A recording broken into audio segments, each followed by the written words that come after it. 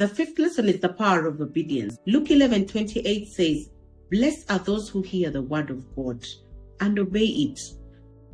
When Amaziah obeyed God before and followed his instructions against the Edomites, he actually won the victory. If you read through this chronicle, I didn't talk about that, but it's also in 2 Chronicles. But Amaziah actually won victory over the Edomites when he obeyed God's instructions. But this time round, when he did not obey God's instructions, we saw the consequences of his decisions.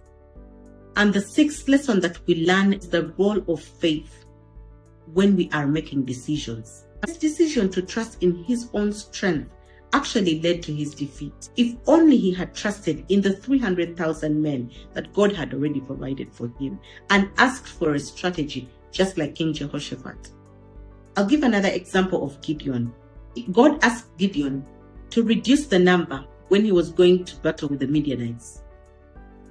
He reduced the number to 300. Now, God can actually tell you $100 is enough for you to travel to that place. I know this is a little bit unbelievable, but I actually recently traveled with $100. I asked myself, how am I going to manage with $100? Yes, my accommodation is paid for, my ticket, my visa.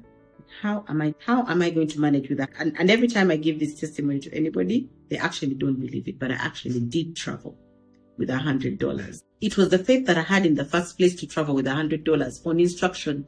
And I asked myself, how am I going to survive with $100? So it doesn't matter the number, whether it is 3, whether it is 2, whether it is 300, whether it's 500. When God gives you an instruction and tells you to go and do this and that, go and do it. Go and do it, because only He knows where your next provision is. Sometimes there's always a door right after the door that God is asking you to walk through. And for this door to open, it's dependent on you going through this door. So as soon as you walk through this door, your provision is in the next